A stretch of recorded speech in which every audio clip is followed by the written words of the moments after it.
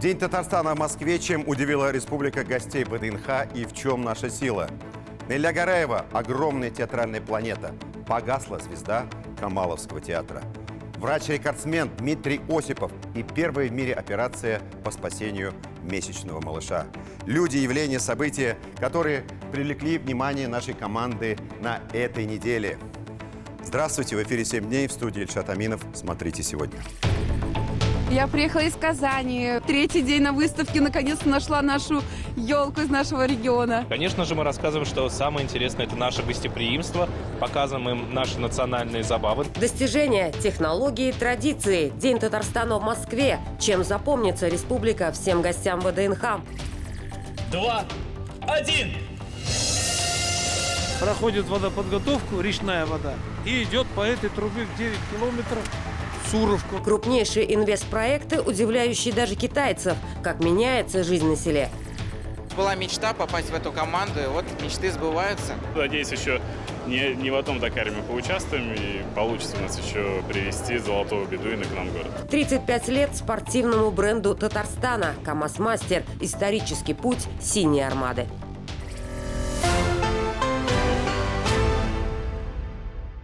Заместитель председателя Государственной Думы Федерального собрания Российской Федерации, член Высшего совета партии «Единая Россия», бывший ведущий Первого канала Петр Толстой в эфире телеканала «Россия» сказал, на мой взгляд, выдающуюся глупость. Давайте послушаем. Мы сами виноваты в том, что появился такой термин «россияне». Когда нужно было, значит, Ельцину какое-то слово, чтобы не обидеть татар, или я не знаю, кого он там не хотел обидеть, услужливый Бурбулис предложил ему из словаря дали вот это слово «россияне». И с тех пор мы, русские люди, у себя в России продолжаем произносить это абсолютно невнятное прилагательное.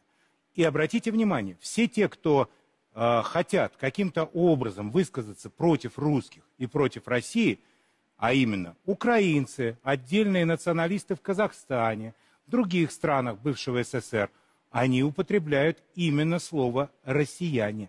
Они не говорят «русские». Украинцы не говорят «русские наступают», они говорят «россияне наступают». Они создают в своих странах музеи памяти, где вся ответственность за то, что они научились вообще держать вилку и нож, возлагается на россиян. Понимаете? Поэтому мы сами, когда употребляем слово «россияне», мы накидываем мяч тем, кто Россию ненавидит. И Но тем, мы имеем в виду, России... что у нас многонациональная страна. У нас многонациональная страна, у нас есть граждане России. И, безусловно, наши братья аварцы, чеченцы, татары, башкиры – все русские. Русские они, понимаете, потому что они в России живут. И они неспроста живут в России. Исторически так сложилось. Не для того Иван Грозный, там, не знаю, брал Казань, чтобы мы сейчас начинали говорить вдруг «россияне». Не для того Иван Грозный брал Казань, чтобы мы назывались россияне, заявляет российский государственный деятель, член партии «Единая Россия», в названии которой и смысле создания были заложены идеи объединения и равноправия народов России. Можно было бы, конечно, ответить гражданину Толстому зеркально и, углубившись в историю, напомнить, кто кого и сколько раз брал. Но зачем поддаваться на провокации и умножать глупость? Вопрос в другом. Откуда в части российской политической элиты проснулся этот пещерный имперский национализм? Пренебрежение к российской конституции, где все черным по белому написано в самой первой строке: «Мы многонациональный народ Российской Федерации». Не кажется ли вам, что фраза «не для того Казань брали, чтобы называться россиянами» отбрасывает нас во времена дикого средневекового противостояния, разделяет народы, разжигает в людях самые низменные чувства? В детстве мой отец часто разговаривал со мной по-татарски, но учил уважать и ценить великий русский язык и великую культуру. Считал интернационализм силой, цементирующей Советский Союз. Помню, мы ехали в трамвае. Отец традиционно говорил со мной на татарском. Нас услышали гопники, хулиганы на задней площадке и начали смеяться над нами и кричать что-то типа того, что Ивана Грозного на вас нет. Не стоит обижаться на необразованных, глупых людей, учил меня мой отец. Умный так не скажет. Но гражданин Петр Толстой человек образованный, знаток не только русской, но и европейской, особенно французской культуры. Почему же он разговаривает со мной на языке гопников и позволяет себе говорить такие слова? Главный вопрос.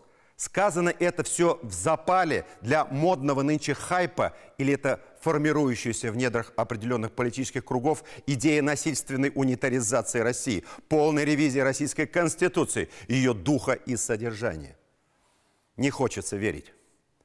Но более всего меня ужасает, насколько несвоевременно это навязываемая обществу дискуссия в наше непростое время, которая требует объединения всей страны.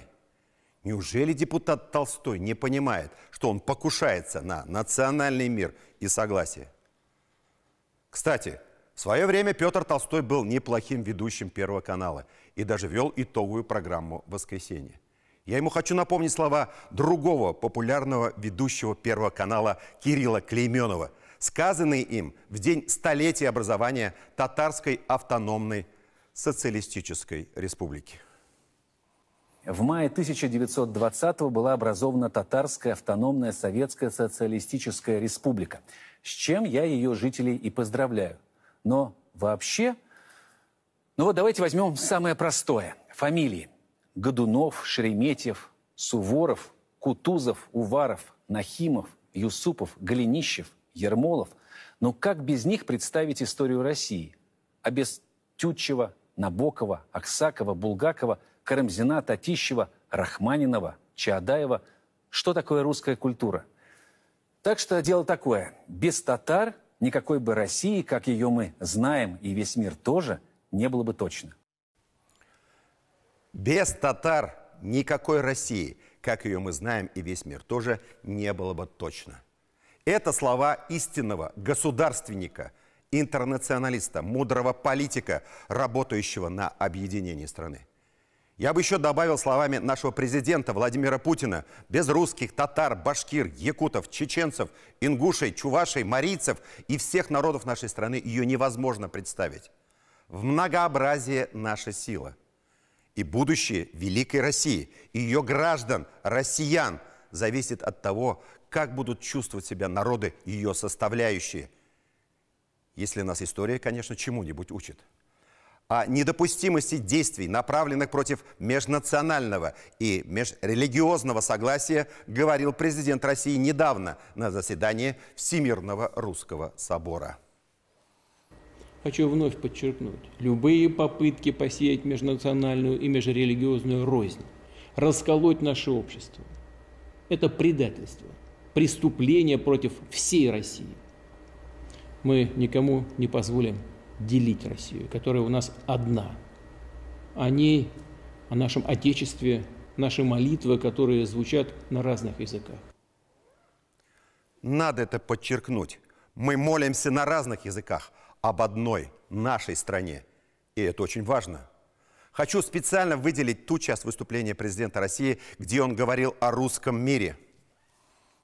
Русский мир объединяет всех, кто чувствует духовную связь с нашей Родиной, кто считает себя носителем русского языка, истории, культуры, независимо даже от национальной или даже религиозной принадлежности. Все верно сказано, и здесь никакого противоречия нет с тем, что говорилось ранее. Русский мир объединяет. Подчеркну это слово для тех, кто неправильно интерпретирует слова президента. Объединяет все народы России, не сводит на нет, не ассимилирует, не растворяет, а именно объединяет равноправные народы. И, наконец, подчеркну еще одну важную мысль нашего президента. У нас большая, многоликая страна. И в этом многообразии культур, традиций, обычаев наша сила, огромное конкурентное преимущество и потенциал. Мы должны его постоянно укреплять, беречь. Беречь – это многообразное согласие, наше общее достояние. Спрошу прямо. Слова вице-спикера Государственной Думы Петра Толстого: не для того мы брали Казань, чтобы называться россиянами, укрепляют наше многообразное согласие. Ответ очевиден. Конечно, нет. Эти слова, неуместные исторические аналогии нас разделяют, противопоставляют эти слова. Они льют воду на мельницу различных радикалов и национал-предателей. Я надеюсь, что Петр Олегович осознает свою ошибку и не будет больше так говорить, будет более взвешенно и вдумчиво касаться тем, связанных с национальным вопросом в России, потому что цена очень велика. Опять же в тему. Открывшаяся на ВДНХ международная выставка «Форум Россия» – это не только демонстрация главных достижений страны, но и символ единства всех 89 регионов.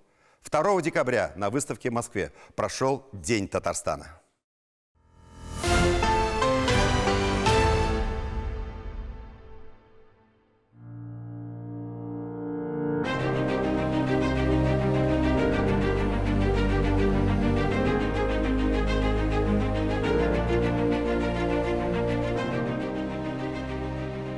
В чем сила, мощь, красота, величие современной России? Конечно, в ее регионах. И здесь, на выставке с одноименным названием, это понимаешь наиболее отчетливо. 89 субъектов Российской Федерации, теперь настолько, 89 стендов, и все на одной площадке. Это, конечно, супер идея. Каждый регион по-своему колоритен, интересен, привлекателен. Единственный минус, пожалуй, этой выставки, что невозможно обойти ее за 1 час и даже за 1 день, если делать это не бегом-бегом, а более-менее обстоятельно. Но очень интересно.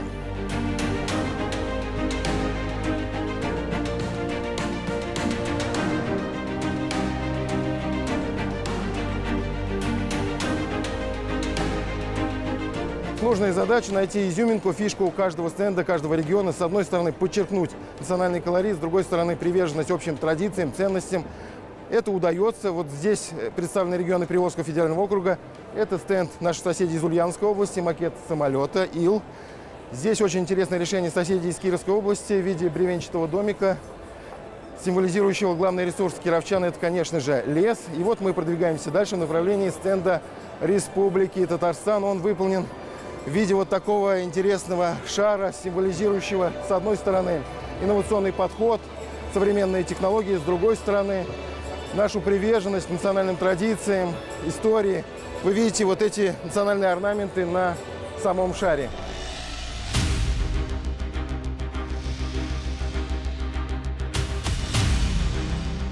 Опорный регион-лидер, третья столица России, туристический магнит, спортивная столица – это все про Татарстан. В День республики на выставке «Форуме» небывалый ажиотаж. Татарстан привлекает, информирует, развлекает.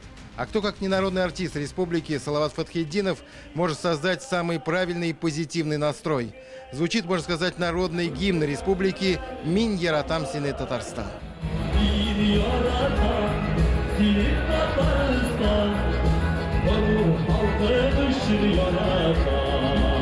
Еще одна фишка от организаторов – яркая пара ведущих церемонии открытия в лице руководителя агентства инвестиционного развития Татарстана Талии Минулиной и ведущего Первого канала Максима Шарафутдинова. Они приглашают на сцену раиса республики Рустама Минниханова и заместителя председателя правительства России Марата Хуснуллина. Республика действительно на глазах расцвела, похорошела, вышла в лидеры в экономике, в промышленности, в сельском хозяйстве.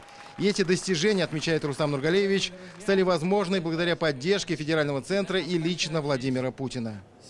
Для нас большая честь сегодня здесь представлять Республику Татарстан. Один из опорных регионов Российской Федерации. И, конечно же, все, что мы делаем, все, что у нас есть, это благодаря той политике, которая проводится нашим президентом Владимиром Владимировичем Путиным. Приветствуя собравшихся, заместитель председателя правительства Российской Федерации Марат Хуснуллин подчеркнул, что главное богатство Татарстана – это люди. Я хочу отметить, что комплексный подход к повышению качества и комфорта жизни граждан – это заслуга работы региональной команды под руководством Рустама Нургалиевича.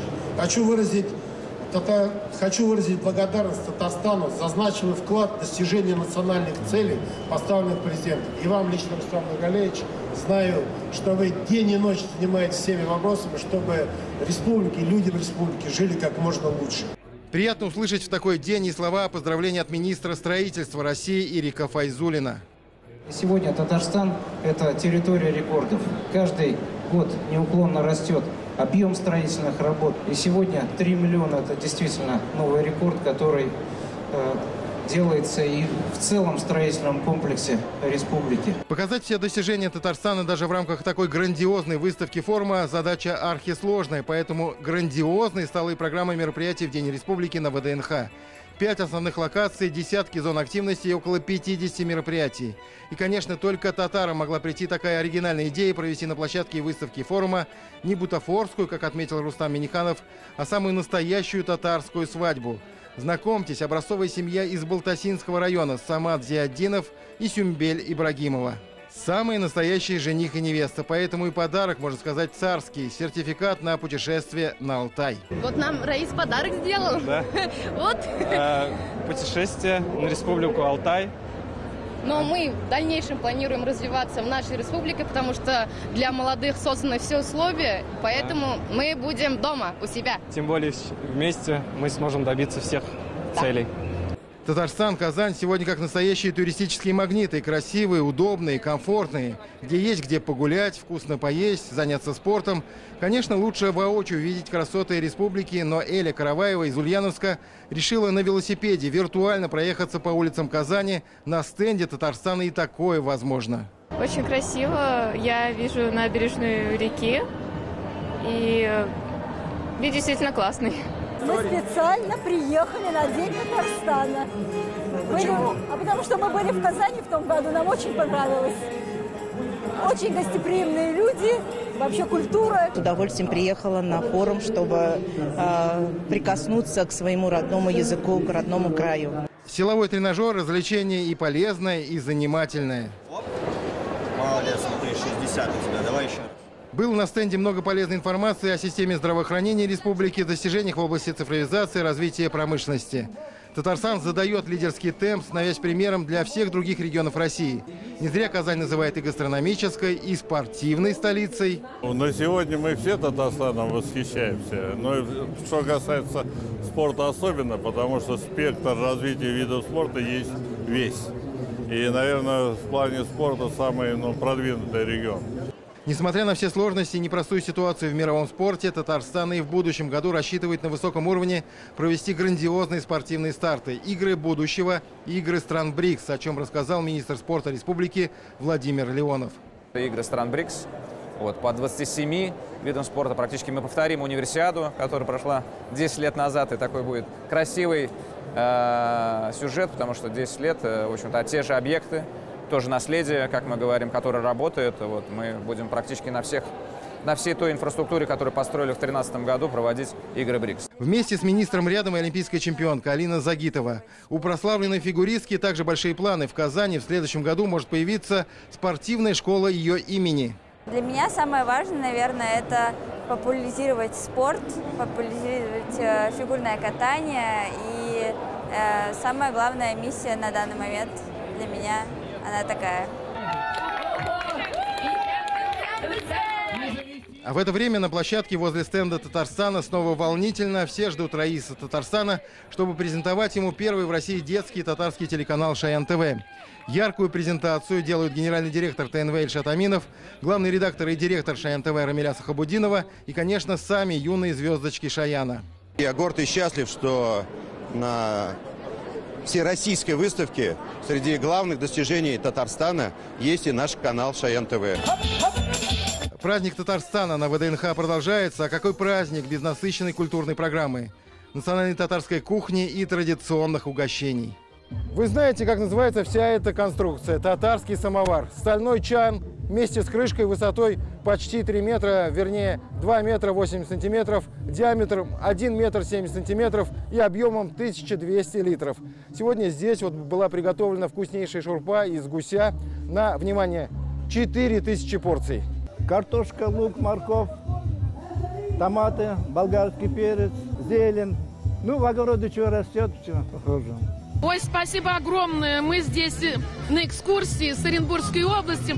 Мы так всем довольны. Все замечательно, просто все вкусно. А какой вкусный супчик. Просто обалдеть. Один из старых, добрых, знаковых, обрядовых праздников татар – это каза-месе, когда ощипываются гусь, и пух идет на приданое невестам, а мясо заготавливается впрок. Каза-месе – это ведь такой важный праздник для татар. Да, вы правы, это очень важный праздник.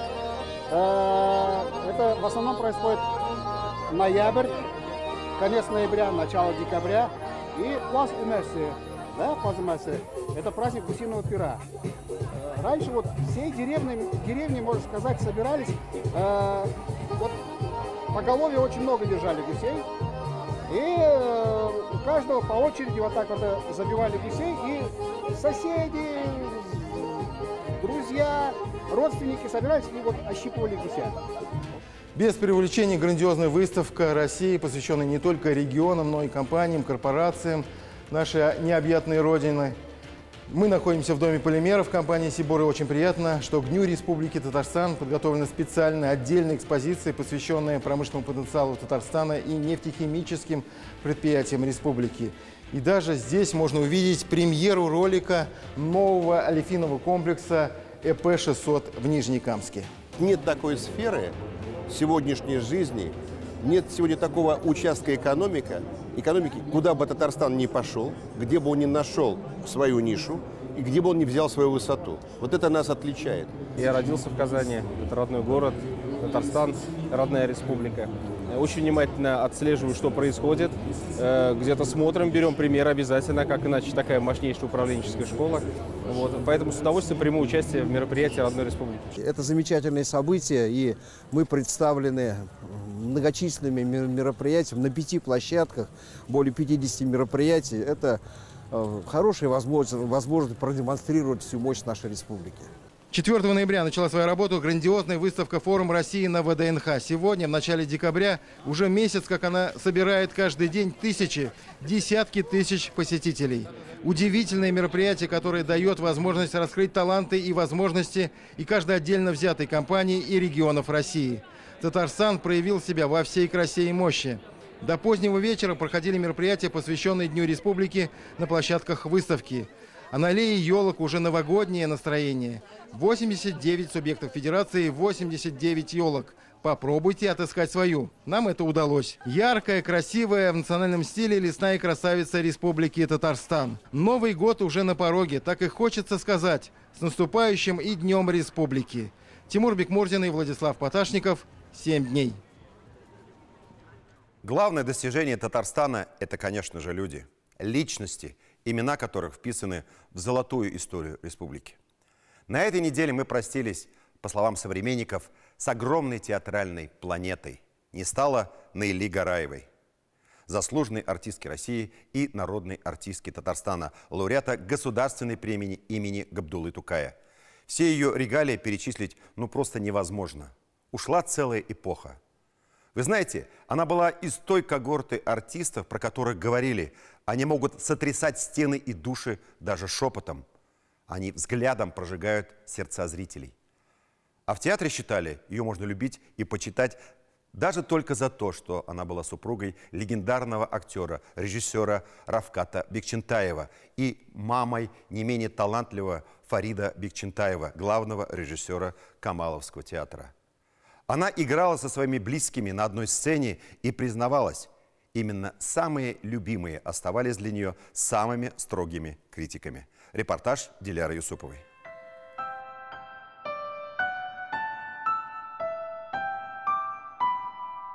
Вот в нашем спектакле «Поговорим о любви». Там мы играем он старика, я старушку. Еще недавно в собственной гримерке она вспоминала тех, кто был с ней на одной сцене, но ушел раньше. Давая интервью памяти Наиля Дунаева, несмотря на драматичность темы, за кадром обязательно спросят: «Ну и как я выгляжу?» Предпочитала в кадре элегантно стоять, а не в развалочку сидеть. Что ж сказать, актриса от макушки до пяток.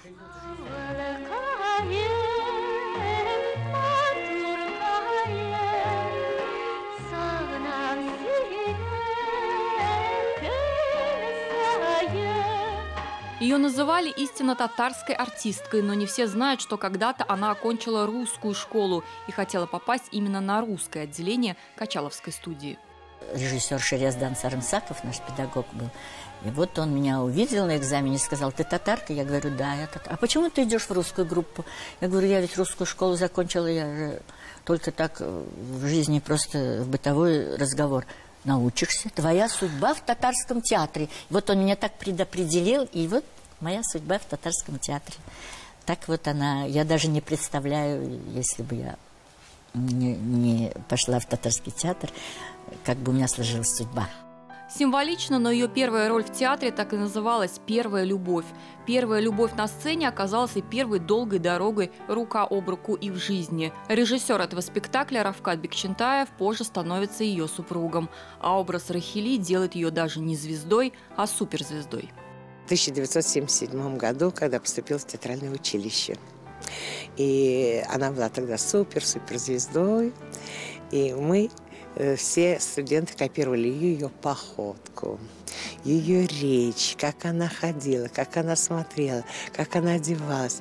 Мы за ней наблюдали, мы были все в нее безумно влюблены.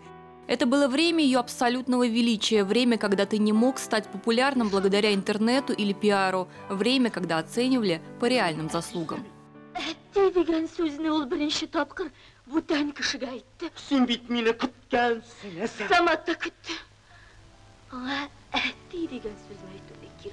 Ее славе не помешало даже возвращение в Казань в 61-м выпускников знаменитой татарской студии Щепкинского училища в Москве. Ринат Тазидинов, Асгар Шакиров, Равиль Шарафеев, Нажиба Ихсанова и другие, получившие лучшее профессиональное образование в стране, дальше на полвека с лишним стали верными партнерами Гараевой по сцене главного татарского театра. Что ж делать, если она с детства приносила удачу и везение каждому, кто находился рядом?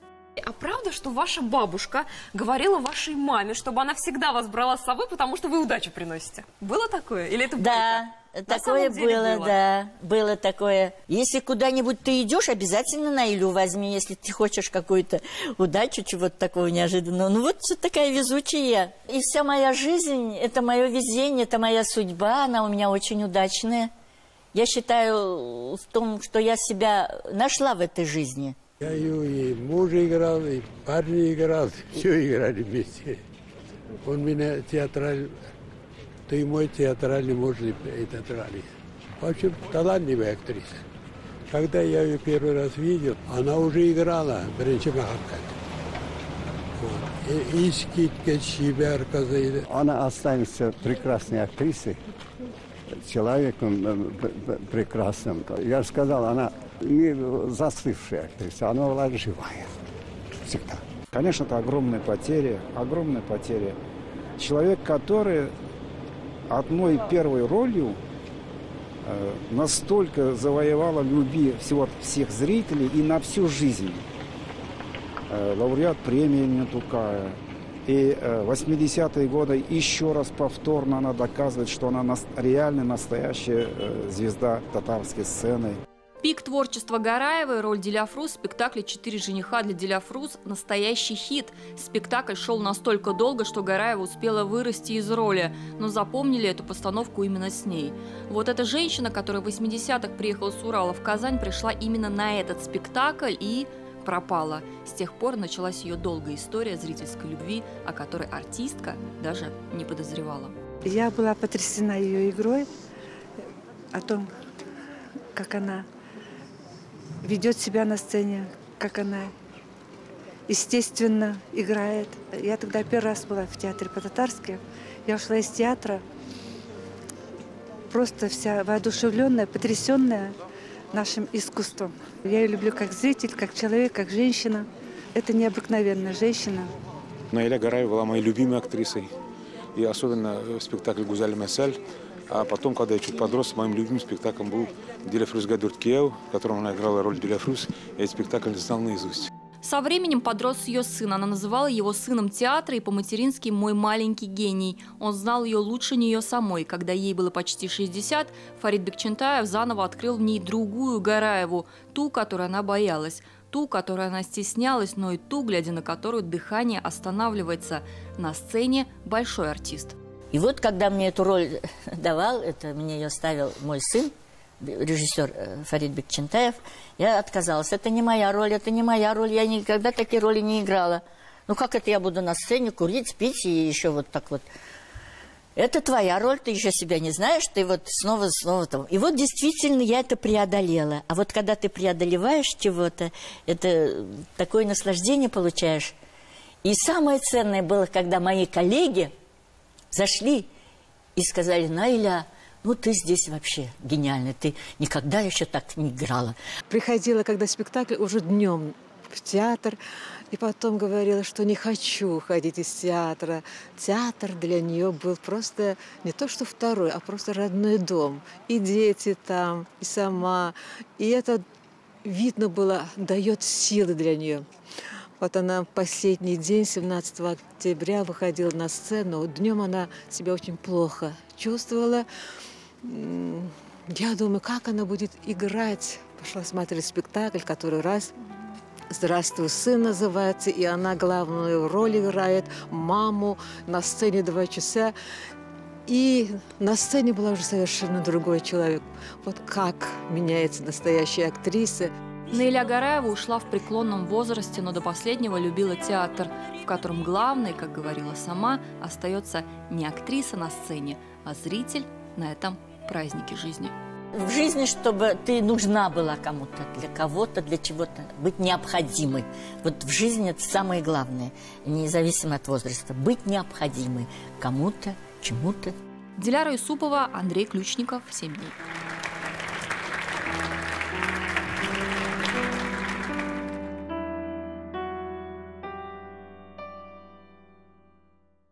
Система здравоохранения Татарстана является одной из лучших в России. Уникальные технологии, клиники мирового уровня и, конечно же, врачи, которые нас не перестают удивлять.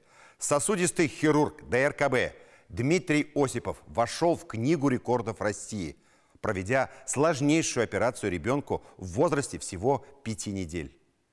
Если бы она не была сделана, малыш из-за врожденной патологии лишился бы руки и даже хуже. Да что там российский рекорд?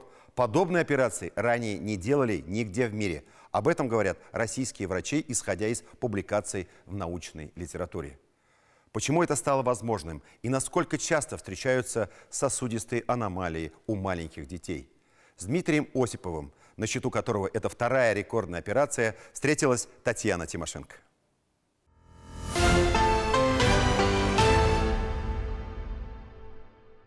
Он очень родной человек для нас, он очень добрый, хороший специалист, очень человечный, знаток своего дела, очень хорошо относится к детям.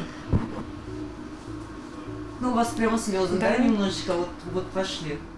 Мама Маляки держится уверенно. Рано утром они выехали из Азнакаева. До начала операции остается не более часа. Малышка готова. Для нее все знакомо. Это 2-я необходимая операция. Как ваши дела? Все хорошо, спасибо. Нормально все? Да. Операция готова? Да. Давай ручку посмотрим твою. Диагноз малышки был поставлен в полгода. Тогда мама обратила внимание на синяк. Участковый педиатр отправил на обследование в ДРКБ. Оказалось врожденное повреждение сосудов. Синюшность была, и вот со временем она выросла. Процент патологии каждый, он примерно соответствует каждый год. Все зависит от выявляемости, от работы врачей на местах, от настороженности, наверное. Сколько суждено, столько примерно родится. То есть, когда больница начинает работать, в начале года мы уже примерно знаем, сколько аппендицитов поступит. То же самое и по сосудистой, по всей остальной патологии мы примерно знаем. Но о том, что поступит пациент в возрасте всего 5 недель, и то, что необходимо будет срочно делать операцию, врачи ДРКБ, конечно, запланировать никак не могли. Малышу диагностировали ложную аневризму плечевой артерии. И таких случаев в мире описано всего 14, но впервые в таком возрасте. Ребенок очень маленький, диаметр сосудов там задействована плечевая артерия всего лишь, скажем так, в районе миллиметра. И в момент операции, когда сосуд сшивается, получается, он не заполнен кровью, то диаметр сосуда еще меньше. И нам нужно решить несколько вопросов. Во-первых, шить прецизионно этот сосуд с использованием микроскопа, микроинструментов. И нужно сделать так, чтобы потом этот сосуд рос и никаким образом не потребовалось сделать какую-то там повторную операцию. Пока младенец был в больнице, образование росло. Консилиум врачей решил, операцию будет делать доктор Осипов. И эта операция уже после того, как пациента отправили домой, вошла в книгу рекордов. Подобное было сделано американскими врачами в крупном медицинском центре. Там ребенок был гораздо больше, в возрасте полугода. На тот момент это было огромное достижение для научного сообщества. Нам не нужен Гиннес, у нас свои есть рекордсмены. Вообще у нас, если рассматривать сердечно-сосудистой хирургии в целом, то у нас выполняются все операции, которые выполняются в мире и в России. То есть наше отделение, у нас заведующий Денис Юрьевич Петрушенко, считается одной из лучших в России. Вот. По сложности выполняемых операций. Если говорить о сосудистой патологии, о сложных операциях, как вот у этого пациента, которого мы прооперировали, предыдущего, за которого тоже мы получили, как бы зарегистрировали рекорд, их не очень много, но они все сложные. Они появляются несколько там раз в году или раз там в 5 лет. Доктор Осипов дважды рекордсмен. 5 лет назад подобную операцию он провел двухмесячному малышу. И это уникальный случай, когда 2 ребенка, самые маленькие в мире, которым врачи смогли спасти руку, были прооперированы в одной больнице и одним хирургом. Такие операции невозможно выполнять просто одним желанием или опытом. Да? То есть у нас есть современное оборудование, современные микроскопы, то есть современное, это на самом деле так, операционное. То есть обученный операционный персонал, вот, шовный материал там используется тончайший. То есть вот все, что необходимо, можно сравнить с каким-то, наверное, федеральным центром. Чтобы жить, хирурги должны очень много шить. Шить сосуды так, чтобы они могли расти вместе с ребенком, чтобы выдерживали нагрузки и не требовалось повторных вмешательств. Дмитрий Владиславович врачом становиться не хотел, увлекался гравюрами. На выбор профессии повлияла мама, участковый педиатр. Поступил на отделение педиатрии, параллельно работа медбратом и решение стать хирургом, встреча со знаменитыми докторами, учеба и практика в микрохирургии. В 1999 году по общей неотложной хирургии в Казанской медицинской академии было принято решение совместно с заведующим отделением кардиохирургии, которое тогда только что еще образовалось, открылось ДРКБ Миролюбовым Леонидом Михайловичем, о том, что необходимо развивать детскую сосудистую хирургию. И с этого момента, можно сказать, пошел отсчет сосудистым больным в детской республиканской клинической больнице. Так и работает детским сосудистым хирургом вот уже чуть больше четверти века. В этом году еще и лучший врач в своей специальности по итогам всероссийского конкурса. Интервью не любит, некогда. Но перед входом в операционный все же успеваем спросить, а сам доктор в чем получает разрядку после часов сверхювелирной работы и сверхответственного сосредоточения? Оказалось, природа. В сезон охоты, соответственно, раз в месяц обязательно. Есть друзья среди сельских жителей, с которыми познакомились на рыбалке, охоте. И так уже много лет общались с ними, всеми дружим. Впрочем, на охоте на крупного зверя все чаще промахивается. А я стараюсь не попадать.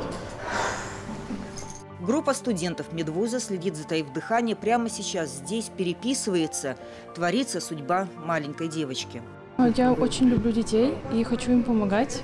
Вот на практике у нас сейчас проходит цикл по анестезиологии и реанимации. И вот наш преподаватель привел нас, чтобы показать, как проходят операции и как подготавливают детей к операциям.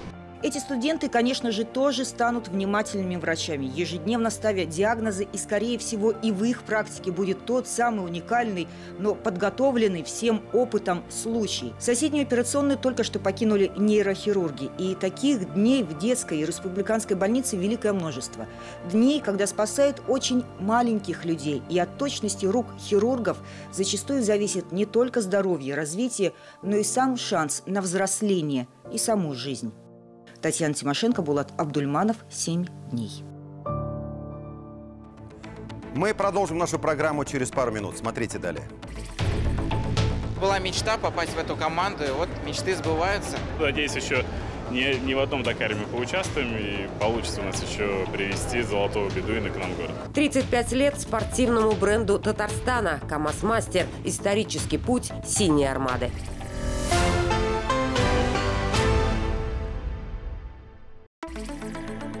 Сотрудничество Татарстана и Узбекистана переживает новый этап развития. Об этом Рустам Минниханов заявил на встрече с руководителями региональных торгово-промышленных палат. В Доме правительства обсудили расширение сотрудничества в различных сферах. Делегация посетила Лабугу, Танека и Химгарат. В Доме правительства во главе с Рустамом Миннихановым состоялось заседание Совета директоров Татнефтехим Инвест Холдинга.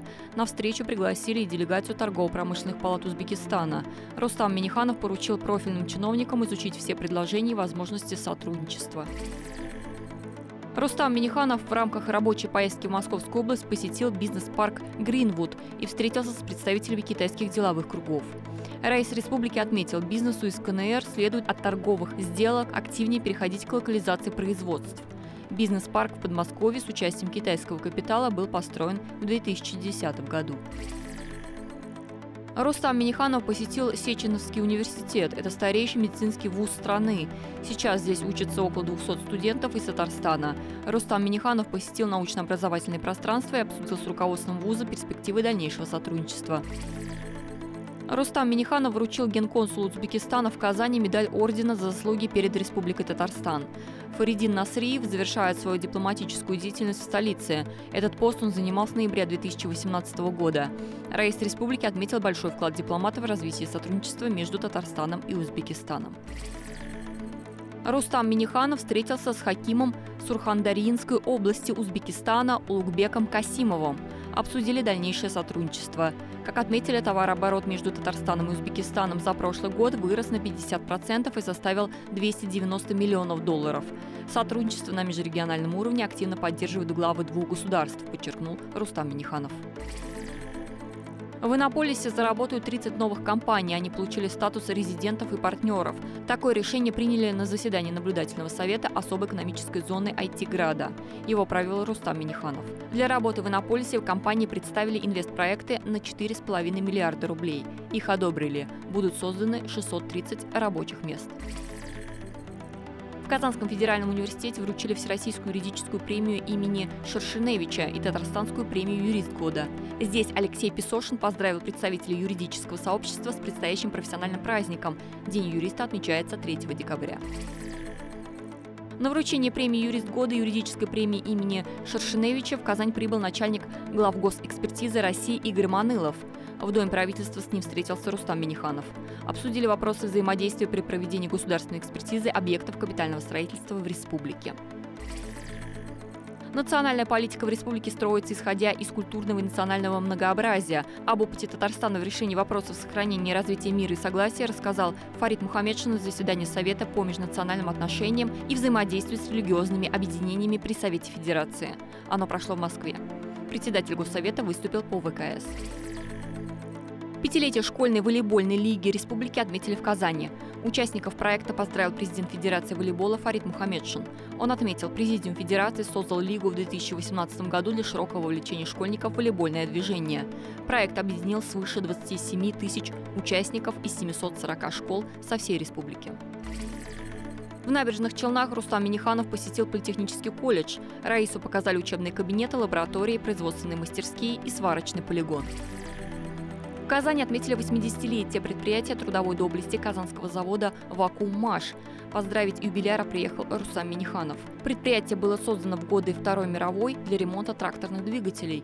С годами производство росло и модернизировалось. В 50-х переключилось на выпуск вакуумной техники.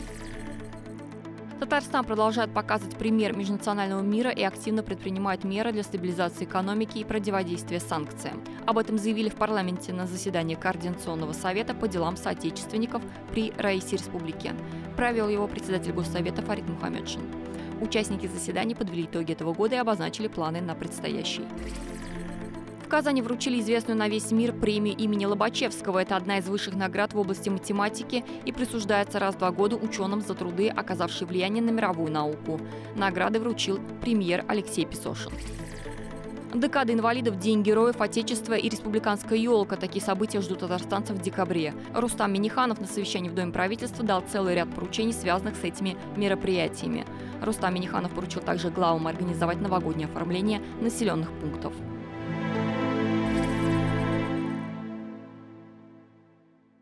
Мы продолжаем программу «7 дней». На этой неделе в Казани прошел традиционный форум «Деловые партнеры Татарстана». Такой формат встреч очень полезен и востребован, отметил президент «Моего сердца» Рустам Минниханов. Тем более, что в этом году организаторы сделали необходимые корректировки, и знакомое всем мероприятие заиграло новыми красками. Ну, во-первых, одной из центральных тем форума стало восстановление сгоревшей деревни Юлдуз в Курганской области. Эта трагедия объединила и сплотила весь татарский мир.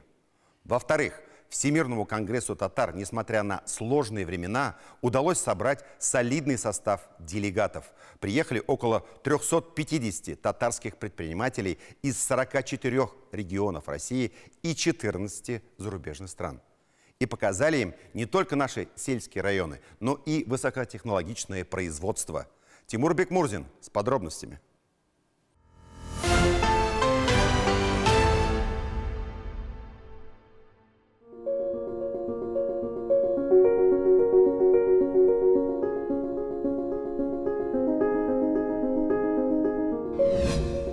История преображения, история возрождения, история победы, да, так уже можно говорить. Конечно, пока Юлдуз далеко до той цветущей богатой деревни, какой мы ее запомнили до пожара. Новенькие каркасные домики не сравнятся с зажиточными хозяйствами сельчан, но вы внимательнее смотритесь в эти по-настоящему счастливые лица, проникнитесь радостью этих людей. Того же Калимулы Миннигареева, который в конце мая едва сдерживал слезы от бессилия что-либо изменить. Мен мында қазір солынасым келе. Өзім қоя айтқалы. Поверить тогда, в мае, в такое счастливое завершение этой истории, честно говоря, было сложно. Потому что мы сами видели и отчаяние, и даже обиду людей, в том числе на самих себя, что не удалось в свое время правильно оформить документы на дом, на землю.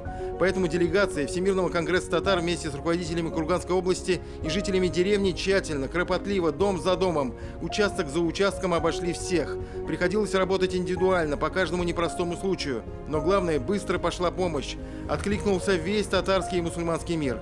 Караваны с гуманитарными грузами потянулись не только из Казани, но и всех районов Татарстана, а также из других регионов России. Неоценимую поддержку оказала компания «Татнефть», благодаря вкладу которой быстро, что очень важно, были построены первые 18 каркасных домов. Татнефтский хороший дом. Нам с супругой очень нравится этот дом. Самый главный, под ключ зашел, там все уже есть. Живи дальше. Первое время, конечно, нам тяжело было, а сейчас все восстанавливается, деревня оживает. Жидок окша студентларда.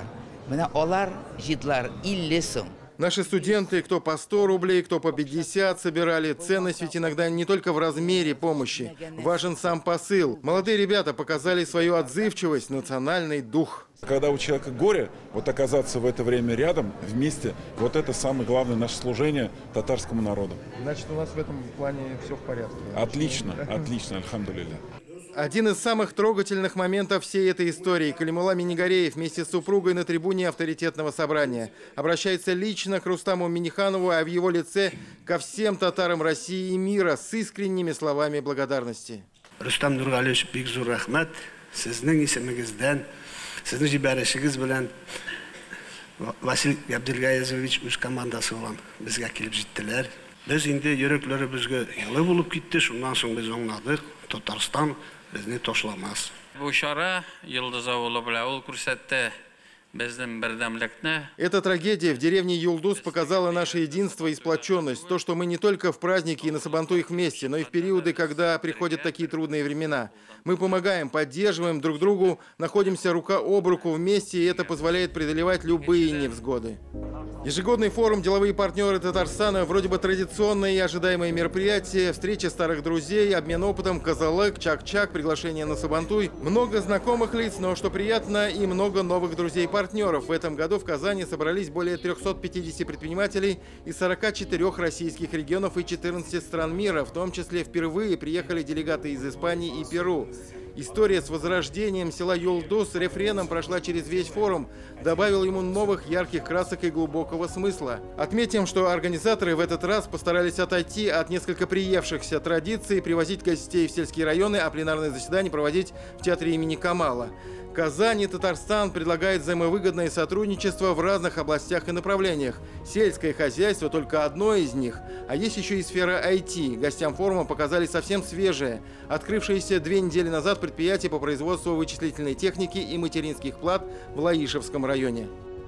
Адыгейский татарин Артур Рахимзянов занимается продвижением киберспорта, считает опыт республики в достижении, в том числе IT-суверенитета, очень даже полезен. Впечатлен, потому что я представлял что-то иное. Здесь производят все. Я увидел, здесь моноблоки делают, там печатные платы. Понимаем, что есть здесь такие вещи, которые там в мире всего их 3 или всего 2. И видно, что есть нам к чему стремиться.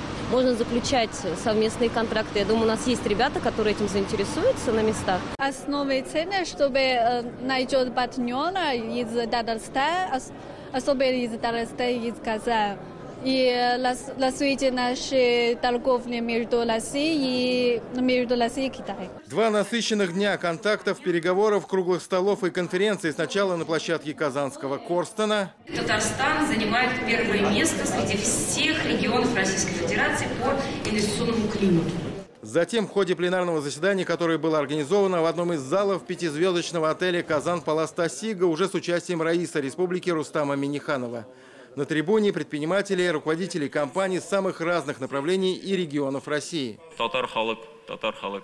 Ринат Гайсин приехал из Тюмени, он владелец завода по производству теплоизоляционных материалов. Бизнес успешный, говорит Ринат, и более чем логично, что предприниматель-татарин планирует расширить его на территорию Татарстана. Благодаря поддержке Всемирного конгресса татар здесь его встретили тепло и радушно. Участок подобрали в Лаишевском районе, где сегодня уже не просто голое поле, а поднявшиеся ввысь корпуса будущего завода.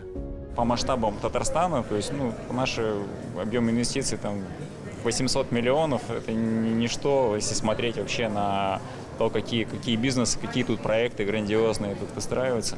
И в этом плане, конечно, то внимание, которое оказывает администрация президента к нашему проекту, это, конечно, вызывает уважение и дает основание для других инвесторов смело заходить и работать комфортно.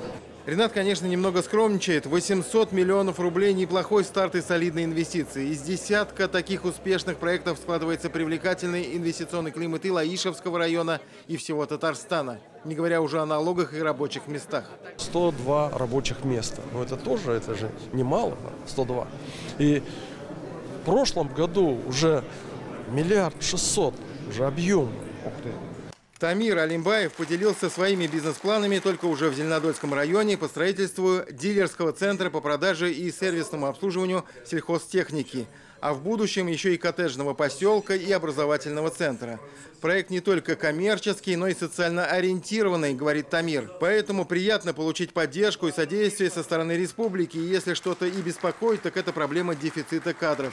Острая для всех сейчас в России. Речка, вода течет всегда по удобному руслу, в то место, где хорошо.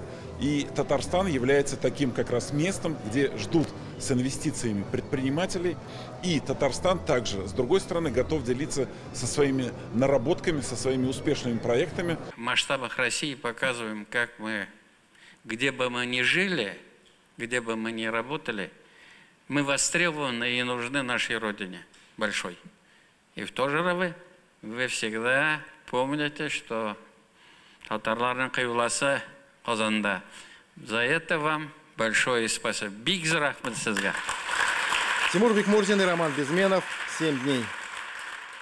День Татарстана на выставке в Москве для меня лично стал днем гордости за свою республику, ее успехи, ее известность за пределами страны. В 2022 году Татарстан занял 4-е место по качеству жизни среди регионов России. Повышение уровня и качества жизни населения – это главная цель, определяющая стратегию развития Республики Татарстан.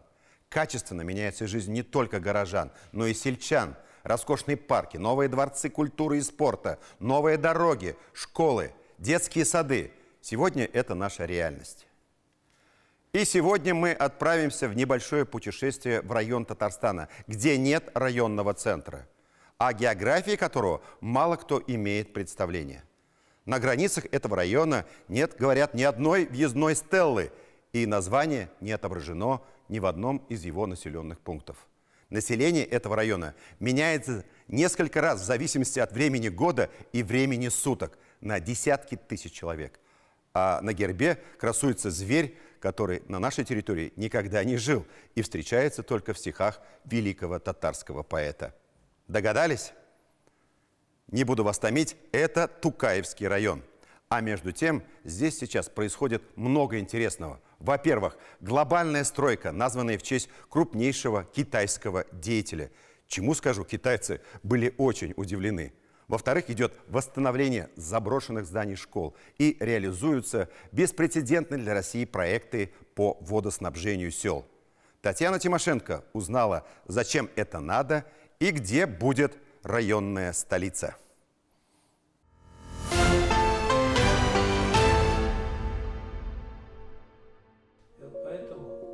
Рабочий день главы района начинается еще затемно. Во сколько закончится, неизвестно. Этот день мы проведем с Фаилом Камаевым, главой Тукаевского района. И начинается он у карты. Территория опоясала промышленные Челны, условная столица, расположена в одном из городских административных зданий, и подпирает со всех сторон промышленный район республики. Вот поселок Новый. Это здесь будет? Мы хотели бы вот здесь сделать районный центр. Есть такие люди, и более, значит, знаменитые люди, артисты. Если можно их пригласить, в Тукаевский район приглашаем, они говорят, где это район. Есть и такие. Но это, наверное, связано с тем, что это, они считают, наверное, это территорию Челнов. Но понятно, что вот я показал по карте, где расположен город Набережные Челны и где территория Тукаевского района. Это 179 тысяч гектаров.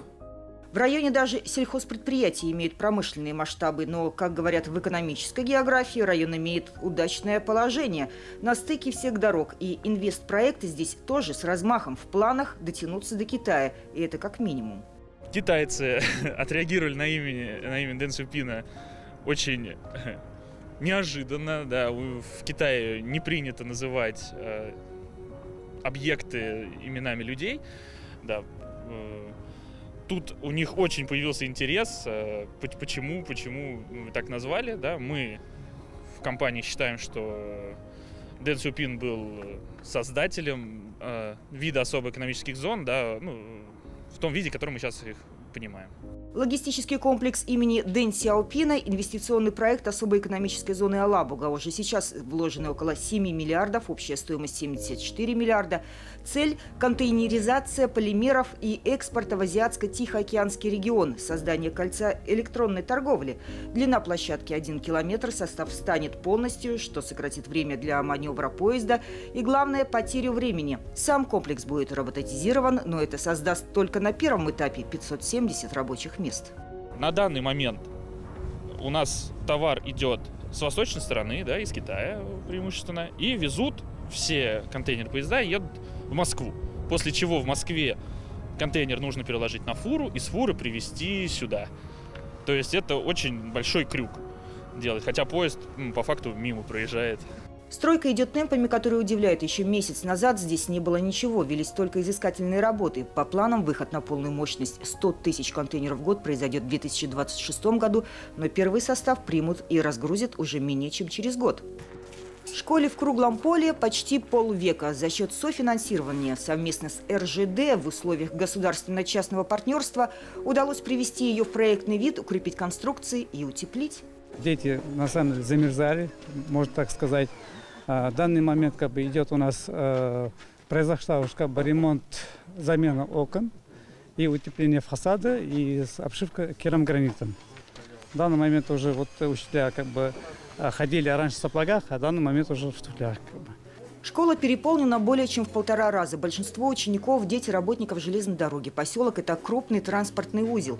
Поиск источников финансирования, участие в республиканских программах и работа с инвесторами – одна из задач при недостатке районного бюджета. Сзади меня детский сад, она тоже требует. И вот уже представители железной дороги сюда приезжали, обследовали и детский сад совместно с нашими, работниками администрации. В дальнейшем мы хотим это продолжить, эту систему работы, потому что это небольшое бремя уходит от бюджета, переходит на железные дороги, и так легче становится, и в то же время я считаю, что это справедливее. Сейчас как раз мы работаем с директором школы, с Тукаевским районом по формированию профильного класса железнодорожников здесь. Начальный класс рассматриваем сейчас. Соответственно, для того, чтобы их подготовить для дальнейшего обучения в наших профильных вузах железнодорожных и с дальнейшим трудоустройством на железных дорогах. Я правильно понимаю, что в этом сельском поселении школа стала не нужна? Слишком мало детей. Да. И здание пришлось придумывать, наверное, другое назначение, чтобы оно не разрушалось, не пропадало. Да. Хозяйственно-творческая задача нашла неожиданное решение. Сейчас в детсаду в селе Старый Дрюш 8 воспитанников и 2 ученика начальной школы. Но самое главное после капремонта – это оздоровительный лагерь для детей со всего района. Провели капремонт, отстроили здание медпункта, столовой и современного культурного центра. Это позволит принимать 125 детей в смену. Но чтобы центр работал, провели и новую газовую трубу по программе социальной догазификации. 3, 2, 1.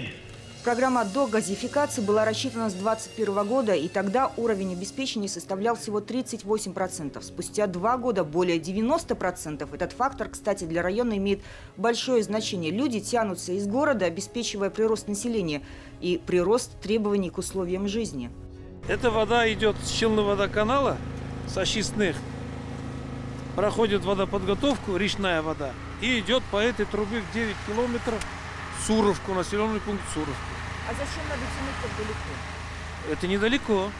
Есть хорошая вода. В Суровке не хватает, во-первых, воды артезианской. Сегодня качество воды определяющее вообще в жизни. Но Фаиль Мисбахович не все сказал еще. Он кроме воды еще и канализации хочет. Мы этой проблемой еще тоже занимаемся. Поэтому у нас проектов много. Повезло то, что вот у нас нет деления Челны или Тукайского района, потому что все жители, которые проживают в территории набережной Челны Тукайского района, они вот живем в одном так геополисе, можно сказать, да. Проект, по сути, уникальный. Проведение центрального водопровода в селах. Деньги нашли в федеральных программах и республиканском бюджете. Уже сейчас есть 12 разработанных проектов. Эдуард Павлович, несколько слов скажите. К Новому году мы, наверное, успеем подать воду? Я думаю, что да. К Новому году уже будем готовы полностью на 100%. Еще один пример нестандартного подхода – поселок Татарстан. Старая, изношенная поселковая поликлиника после ремонта теперь будет еще и профилакторием. Дать людям более улучшение лечения. Что предложите? В основном упор делается на физиолечение, на восстановительное лечение. В основном это будет и электролечение, потом ванна, грязелечение будет, массаж, ЛФК, вот все это будет это самое. Первичную медицинскую помощь здесь будут получать более 4000 человек. В город теперь ехать не надо. Кабинетов достаточно. Изначально было заложено, что при проектировке, то есть при нашем видении, что в данных кабинетах будет осуществляться деятельность, так сказать, мини-поликлиники, где возможен забор анализов, прием специалистов, осуществление еще каких-то медицинских услуг. То есть все нужды, которые мы закладывали в эту, так сказать, мини-поликлинику, амбулаторию, все кабинеты сформированы именно под эти нужды. Километраж этого дня составил около 200 километров, и это только несколько объектов, не столь уж раскиданных по территории. И так для руководителей районов обычное дело. В кабинете, в шкафу главы района замечаем нечто, что привлекает внимание своей тяжестью. Да. Дома руководителей городов и районов Татарстана. Это от аппарата президента, всем главам раздали. Где родился, как начал трудовой путь и где сейчас он находится. Что вы, может быть, хотели, чтобы про вас написали в такой энциклопедии? Это, может быть, наверное, не скромно об этом говорить. Поэтому, хотелось бы, чтобы хорошие написали. Фаил Камаев начинал с должности учителя. Все 90-е работал директором школы. Не самое удачное время для тогда не самой успешной профессии. Но знание педагогики пригождается до сих пор при общении с подчиненными, людьми, инвесторами, бизнесменами. Тут же выводим формулу работы. Черта человека самая отвратительная – это безразличие, наверное. Это безразличие и невыполнение своих обещаний. Если ты обещал, кровь из носа, то должен это выполнить. А самое, я думаю, что то, что необходимо для руководителя, это любить людей и постараться им помочь, насколько ты можешь. Татьяна Тимошенко, Роман Безменов, 7 дней. На выставке «Россия» в Москве на прошлой неделе торжественно презентовали первые в истории игры будущего. Они пройдут в Казани в феврале. Еще одно достижение Татарстана – умение проводить самые крупные международные соревнования. Мы с вами были свидетелями универсиады, чемпионатов мира по футболу и водным видам спорта. И вот впереди игры будущего.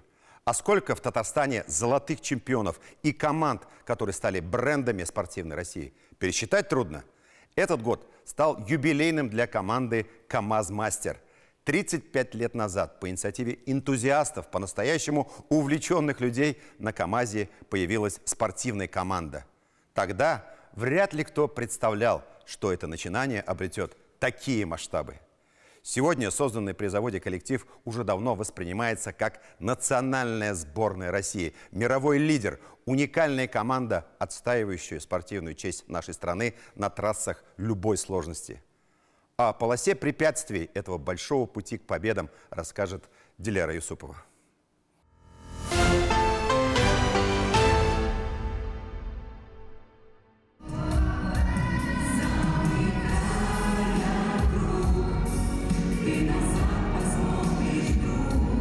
На сцене представители команды, конечно, не в полном составе. За всю историю их перевалило за 50 человек. Одно поколение сменялось другим, но что оставалось прежним – гонка за первенство и вера в свою команду.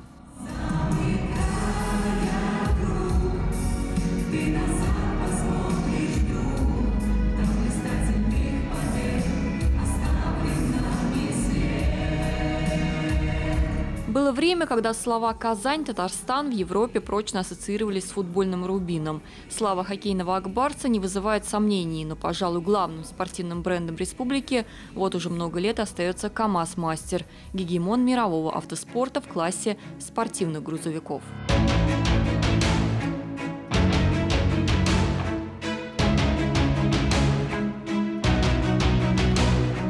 История команды в международных ралли началась в 1988 году, когда челнинские грузовики дебютировали на ралли Ельч, проходившем в Польше. Трасса состояла из 2 кругов общей протяженностью 800 километров с ямами и препятствиями. Тогда руководство было против того, чтобы советская команда в принципе выходила на ралли за пределы страны. Боялись, что это нанесет удар по репутации советского машиностроения.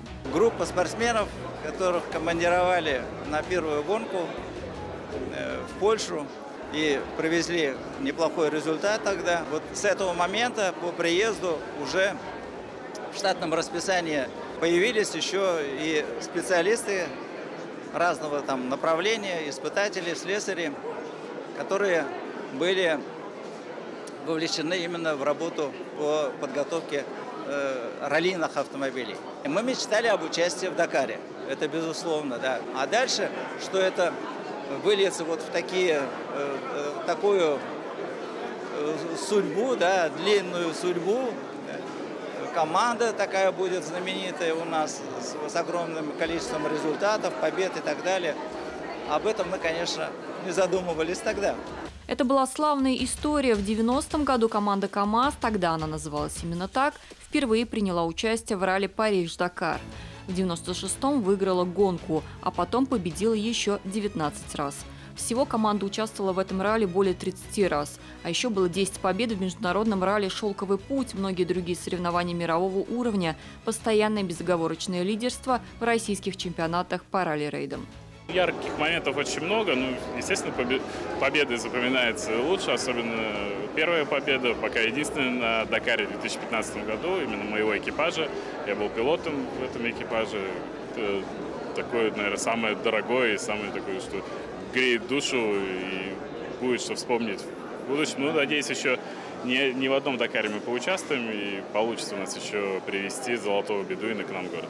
Нам повезло, что мы родились в городе Набережные Челны, и что действительно был завод КамАЗ, и у завода была спортивная команда, куда каждый маленький спортсмен всегда смотрит с открытыми большими глазами. И у меня в том числе, конечно же, мы знали о команде, знали и смотрели по телевизору, что какие-то грузовики ездят по пескам. Это было так круто и здорово, что мы даже подходили к забору, где собирались эти машины, и просто смотрели с горящими глазами. Ну и была мечта попасть в эту команду, и вот мечты сбываются. Кто бы знал, что теперь уже звезды спорта когда-то эту звезду себе намечтали. Была такая мечта, что когда-нибудь, может быть, там где-то прикоснусь, но вот судьба сложилась так, что достигнув определенных высот в картинге, уже понимал, что нужно куда-то дальше расти, и вот пришел в команду КамАЗ-мастер, устроился простым слесарем, подметал полы, с этого все начиналось как бы потихоньку. И вот видя, что справляясь с такими обязанностями, доверили сначала кабину, нахождение в кабине механиком, потом уже руль, ну и дальше уже больше, уже более серьезные соревнования. И вот как бы очень рад, что судьба меня свела с командой. Саудовская Аравия, 21 год. Дистанция совсем не шутки и сразу проблема. Вдруг пробитое колесо дает фору соперникам в 5 минут. Но КамАЗ на то и мастер, что всегда дотянет до финиша. Почти весь спецучасток мы ехали с пробитым колесом. Спасибо, конечно, машине, что она привезла нас, несмотря на то, что было очень много скал, камней. Все у нас получилось. Такой сложной трассы, как в Саудовской Аравии, такой плотной конкуренции еще не было. В итоге КамАЗ-мастер завоевывает весь подиум на ралли-Дакаре в 2021 году. Володя, я вот Кагогина только что переговорил. Передай наши поздравления всей команде. Мы вот сейчас ассоциация идет, сейчас всем объявлю. Поздравляю вас. Да, молодцы. На самом деле я очень люблю нашу команду КамАЗ-мастер. Люблю тех людей, которые там трудятся. И, конечно, люблю эти автомобили, которые они с каждым годом совершенствуют. И, конечно же, все это наша республика, это наша страна. Если мы можем такие машины производить, значит, мы можем без волдрависа. Уникальность татарстанской команды состоит даже не в том, сколько побед она завоевала, ведь она безоговорочный мировой лидер по количеству пьедесталов. Главное в том, что это единственная команда в международной раллийной элите, которая сама разрабатывает, проектирует и собирает гоночные грузовики, на которых оставляет позади всех конкурентов. В 2022 году на ралли-Дакар КамАЗ-мастер отправляется на модернизированных КамАЗах. Какой двигатель стоит на боевом КамАЗе? Этот двигатель, он имеет повышенную мощность. Изначально он где-то форсирован до 2,5 раз. Основной принцип настоящих спортсменов – никакая победа не стоит жизни или здоровья, даже если это твои конкуренты. На дистанции всегда помощь и поддержка соперникам. И иногда это стоит собственных медалей. Сколько мы оказали помощи нашим сокомандникам, экипажам. И буквально за несколько дней до финиша автомобиль, скажем так, получил повреждения и загорелся. И, соответственно, мы потеряли очень много времени, после чего нас организаторы просто дисквалифицировали через день. И, к сожалению, не получилось завершить этот год, эту гонку. Но это, наверное, вот такой один из запоминающихся моментов. Обидненько, да.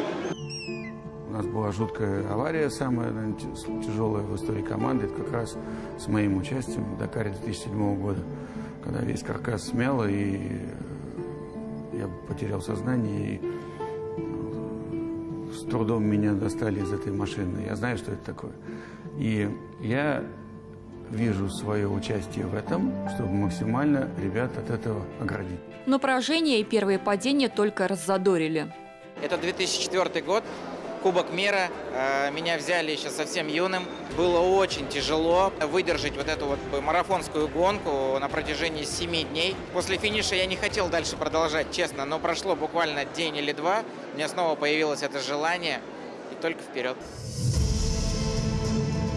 Эдуард Николаев, впрочем, теперь не просто легендарный пилот и призер. Юбилейный год стал трансформационным для него и в том числе для всей команды. Руководитель, царь Дакара Владимир Чагин снял с себя полномочия и передал руль преемнику Эдуарду Николаеву. Что же, новый этап для КамАЗ-мастера стартовал. Диляра Юсупова, Андрей Ключников, 7 дней.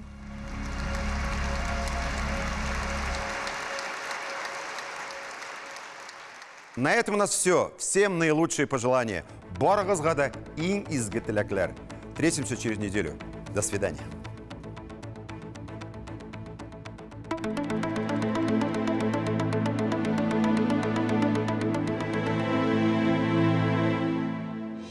Здравствуйте! Исянмисыз. В Татарстане первая неделя декабря станет по-настоящему морозной. Однако и осадки не прекратятся. По данным сервиса Яндекс.Погода, на северо-востоке Татарстана все 7 дней будет пасмурно. Каждый день прогнозируют снег. В понедельник днем около 0, а уже ночью будет 10 градусов мороза. Со вторника температура начнет понижаться, и к середине недели будет до 13 градусов, а потом 19 и 21 градус мороза. Ночью во второй половине недели температура и вовсе достигнут 19-25 градусов мороза. На юго-востоке Татарстана температура будет на пару градусов выше. В понедельник тоже 0, затем -8, -13, -18 градусов днем. Ночью от 8 градусов мороза в начале недели до 21 градуса мороза в конце. Снег обещают все 7 дней. В центре республики также будет снежно и пасмурно. Всю предстоящую неделю прогнозируют осадки. В понедельник 1 градус мороза, а в пятницу уже 20 градусов ниже нуля. Ночью к середине недели -18, к выходным по предварительным данным до -23. На юго-западе Татарстана также всю неделю будет идти снег. Температура днем в начале недели около 1 градуса, в пятницу уже около 18, в воскресенье около 10. Ночью в понедельник-вторник 6-8 градусов, дальше 13-19, а к выходным 23 градуса мороза. Морозно и снежно будет и на северо-западе республики, и в столице Татарстана. Снег ожидается повсеместно. Около 1 градуса мороза в понедельник, дальше понижение до 8, а потом и до 20 градусов мороза. Такую температуру обещают в выходные. Ночью сначала -8-11, затем -22-24 градуса. Это все о погоде на ближайшие 7 дней. Берегите свое здоровье. Всего доброго. От Наларгаш Унашлоусон.